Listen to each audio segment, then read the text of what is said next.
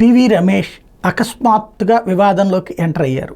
ఏంటంటే land titling act గొడవ నడుస్తున్నప్పుడు ఆయన ఒక గేమ్ ప్లే చేశారు.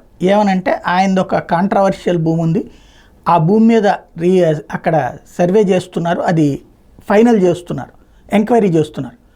అయితే అది కోర్టులో లిటిగేషన్ ఉంది కాబట్టి ఆ భూమిని ఆయనకి దక్కే అవకాశం లేదు, లేదా సుదీర్ఘకాలం పోరాటం జరుగుతుంది. ఈ టైంలో అది కనుక జగన్ ప్రభుత్వం మీద నెపం వేస్తే అప్పుడు సచ్చినట్టు జగనన్న ఆ వివాదాన్ని పరిష్కరించి ఇచ్చేయమంటాడు, లేదంటే రేపు పొద్దున్న చంద్రబాబు అధికారంలోకి వస్తే తనకు అనుకూలంగా ఇప్పిస్తారు.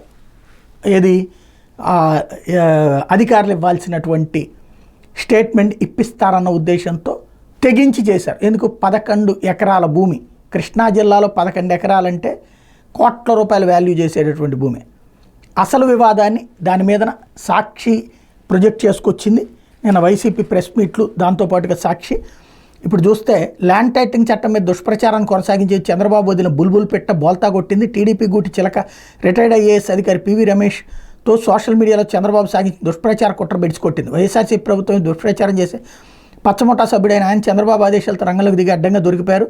తన తండ్రి నుంచి వారసత్వంగా వస్తున్న భూములను మ్యూటేషన్ చేయడం లేదని, అందుకు ల్యాండ్ టైటిలింగ్ చట్టమే కారణం అనే భావన కలిగిస్తూ అసత్య ఆరోపణలు చేశారు. దీంతో నెటిజన్లు ఆయన మీద విరుచుకుపడ్డారంటూ రాసుకొచ్చారు. అసలు విషయం ఏంటంటే కృష్ణా జిల్లా గుడ్లవల్లేరు మండలం వెన్నకోటలో 25 ఏళ్ల క్రితం పలువురు రైతులు తమ భూములు కలిపి దాదాపు 100 ఎకరాల్లో చెరువు తవ్వి సహకార వ్యవసాయం తరహాలో చేపల సాగు చేపట్టారు.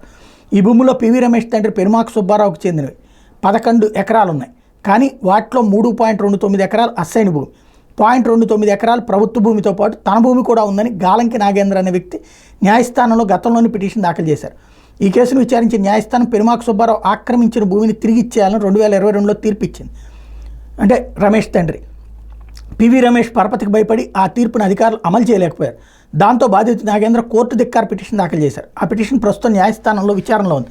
అంటే పివి రమేష్ ఆయన తండ్రి నుంచి వచ్చిన వారసత్వ భూమిగా చెప్తున్న 11.04 ఎకరాలు ఆయన కుటుంబం కబ్జా చేసిన భూమి అన్న విషయం బయటపడింది. అయినా సరే తమ కుటుంబం కబ్జా చేసిన భూములను తమ పేరిట మ్యూటేషన్ చేయాలని పివి రమేష్ యత్నించడం గమనార్హం.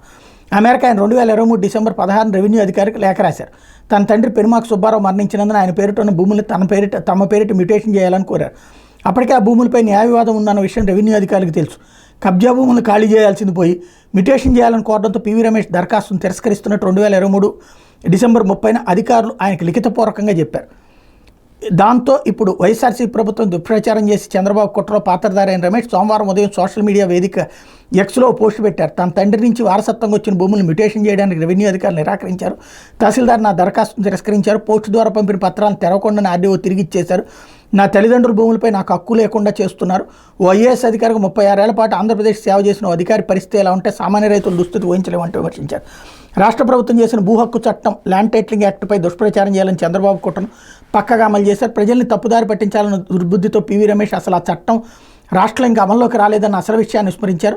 వెంటనే నెటిజన్లు తీవ్రంగా స్పందించారు. చట్టం ఇంకా అమల్లోకి రాకముందే ఎలా దుర్వినియోగం అవుతుందని అంటూ నిలదీశారు. దాంతో బండారం బయటపడుతుందన్న ఆందోళనతో పివి రమేష్ ఎక్స్ ఖాతాలో తన పోస్ట్ని ఎడిట్ చేశారు. చట్టం అమల్లోకి రాకముందే నా తల్లిదండ్రుల భూములపై నాకు హక్కు లేకుండా చేస్తున్నారంటూ పోస్టులో మార్పు చేశారు.